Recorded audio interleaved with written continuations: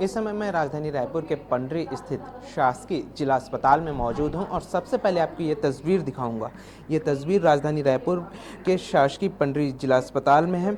ये दो bath tub जो हैं वो लगाए गए हैं। लू पेशेंट के लिए ये पूरे जो है प्रक्रिया की गई है। पूरे लू पेशेंट के लिए बाथ टब लगाए गए हैं। छत्तीसगढ़ में ये पहली जो पहल है वो की गई है। अगर कोई लू पेशेंट आता है तो उसे यहाँ पर उनका जो ट्रीटमेंट है वो हो सके, उसके लिए ये बाथ टब लगाए गए हैं। क्या कुछ प्रक्रिया, क्या कुछ प्रोसेस है, सीधे डॉक्टर से पूछते हैं। डॉक्टर इस वक्त हमारे साथ मौजूद है। मेरा नाम डॉक्टर पारुल लुका है। मैं यहाँ पे कैजुअलिटी मेडिकल ऑफिसर के रूप में पोस्टेड हूँ।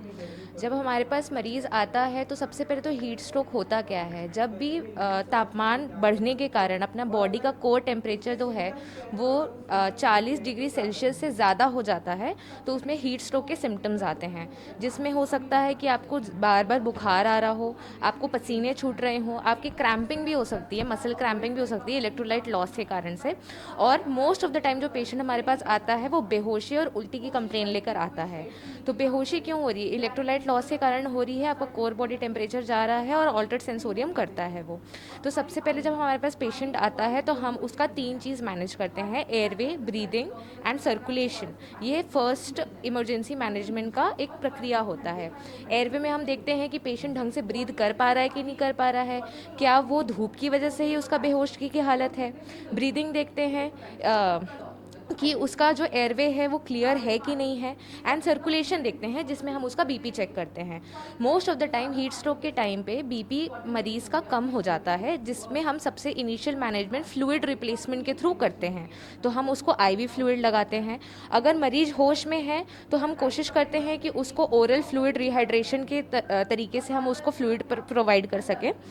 और अगर मरीज़ पूरे ही बेहोशी की हालत में है तो हम उसको आईवी फ्लूइड लगा के, जैसे कि हम टब यहाँ पे जिला अस्पताल में स्थापित हुआ है, कोशिश करते हैं जितना कम से कम कपड़ा रहे मरीज का, और फिर हम टब में इमर्स करके रखते हैं मरीज को गले के पानी तक, जब तक बॉडी टेम्परेचर उसका कम ना हो जाए। इसका ऑल्टरनेटिव आप ये कर सकते हैं, अगर आपके घर में कोई हीट स्ट्रोक का मरीज़ हो तो पानी की बॉटल से आप स्प्रे कर सकते हैं उसके ऊपर पानी डाल के, या फिर आइस के पानी से आप उसकी कोल्ड स्पॉन्जिंग कर सकते हैं।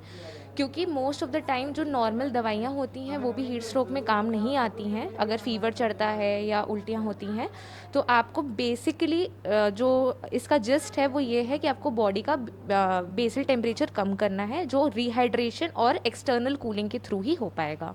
तो इसका ये तरीका है। एकदम तपती धूप की टाइमिंग जो रहती है, जो आफ्टरनून का टाइम रहता है 11 टू अराउंड 3, वो उस टाइम पे आप ना निकलें। शेड्स पहन के निकलें। आप जितना हो सके कॉटन के कपड़े, सिंथेटिक कपड़े ना यूज़ करें।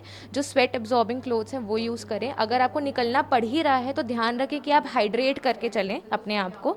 घर से निकलने से पहले पानी पीकर चलें। वैसे भी एक नॉर्मल इंसान को कम से कम 2 से 3 लीटर पानी की ज़रूरत पड़ती है। तो ध्यान रखें कि दिन भर में आप कम से कम गर्मी के टाइम पे 3 से 4 लीटर अपना पानी इंटेक कंप्लीट कर रहे हैं। साथ ही साथ आप ओआरएस इंटेक भी ले सकते हैं। ओआरएस आपको किसी भी सरकारी अस्पताल में, चाहे वो पीएचसी हो, डिस्ट्रिक्ट अस्पताल हो या हमारा जीएनएम हो, आपको फ्री में उपलब्ध हो सकता है। और नेचुरली आप नारियल पानी भी पी सकते हैं ताकि आपका इलेक्ट्रोलाइट बैलेंस बना रहे। बिल्कुल, ये छत्तीसगढ़ सरकार की और स्वास्थ्य विभाग की एक सराहनीय पहल है कि इस तरीके का बाथ टब बनाया गया है, वो भी सरकारी अस्पताल में। अगर कोई लू पेशेंट आता है तो उसका यहाँ पर अच्छे से इलाज हो सके। और अगर आपको कहीं इमरजेंसी पड़ रही है कि आप तपती धूप में बाहर जा रहे हैं तो उसके लिए आप इलेक्ट्रोल का उपयोग करें। पानी समय समय पर पीते रहें। बहरहाल, आपको यह खबर हमारी कैसी लगी हमें ज़रूर बताएं।